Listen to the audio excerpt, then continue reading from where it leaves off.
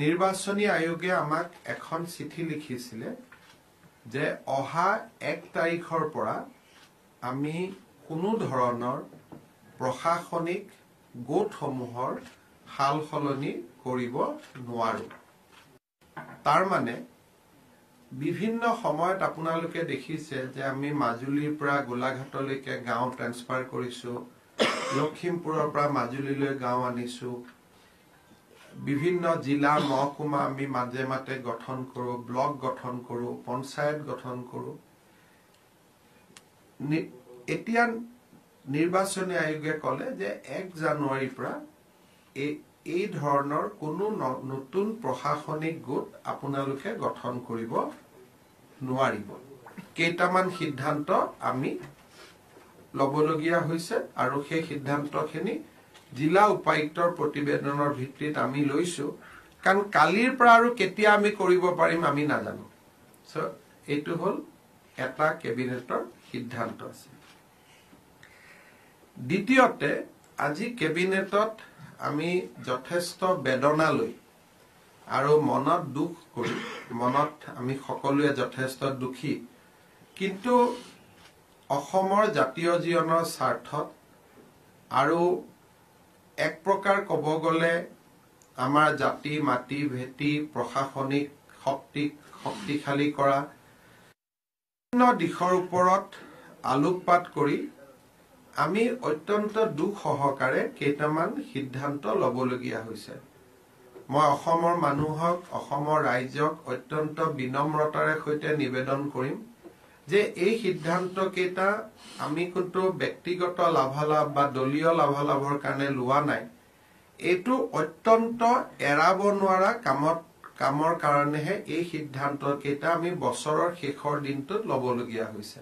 আৰু মই নিজেও এইকেইটা লৈ ভাল পোৱা নাই, কিন্তু কেতিয়াবা দেশৰ স্বাৰ্থত, সমাজৰ স্বাৰ্থত, প্ৰশাসনৰ স্বাৰ্থত প্ৰয়োজন হলে আমি কঠোৰ সিদ্ধান্ত ল'ব লাগে।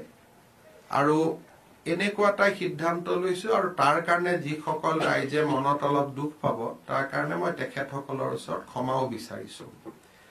সিদ্ধান্ত কেইটা এনেকুৱা হ'ল যে আমি বিশ্বনাথ জিলা গঠন কৰিছিলো আৰু ময়ে ঘোষণা কৰিছিলো, মোৰ হাতেদিয়ে বহুতখিনি কাম আগবাঢ়িছিল। আজি আমি বিশ্বনাথ জিলাখনক পুনৰ শোণিতপুৰ জিলাৰ লগত একত্ৰীকৰণ কৰিবলগীয়া হ'ল।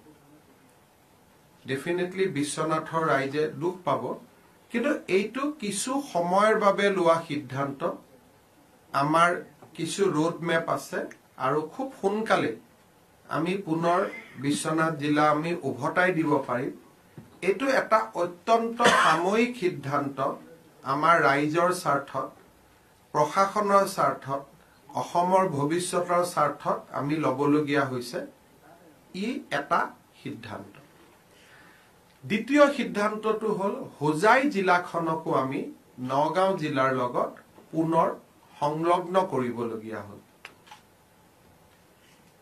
তৃতীয় সিদ্ধান্তটো হ'ল বজালী জিলাখনকো আমি বৰপেটা জিলাৰ লগত পুনৰ সংলগ্ন কৰিবলগীয়া হ'ল। অবভিয়াছলি দক্ষিণ কামৰূপ আৰু প্ৰাগজ্যোতিষপুৰ জিলা নাছিলেই, গতিকে আমাৰ অসমত 35খনেই জিলা। গতিকে এই হোজাই নগাঁও জিলাৰ একত্ৰীকৰণ, বৰপেটা বজালীৰ একত্ৰীকৰণ, শোণিতপুৰ আৰু বিশ্বনাথৰ একত্ৰীকৰণ আৰু BTAD এৰিয়া তামুলপুৰ আৰু বাক্সাক আমি একত্ৰীকৰণ কৰিবলগীয়া হ'ল। তাৰমানে অসমত 4খন জিলা কমি যাব আৰু তামুলপুৰ পুনৰ বাক্সাৰ লগত যাবগৈ, বিশ্বনাথ শোণিতপুৰৰ লগত যাবগৈ, হোজাই নগাঁৱৰ লগত যাবগৈ, বজালী বৰপেটাৰ লগত যাবগৈ। কিন্তু এই সিদ্ধান্তটো সদায় কাৰণে নহয়, জাতীয় জীৱনৰ স্বাৰ্থত এটা ট্ৰেনজিশন ফেজৰ কাৰণে, অকণমান সময়ৰ কাৰণে প্ৰশাসনৰ স্বাৰ্থত, জাতীয় জীৱনৰ স্বাৰ্থত ই এটা অন্তৰ্বৰ্তীকালীন বা অলপ কম সময়ৰ কাৰণে এই সিদ্ধান্তটো আমি লৈছো।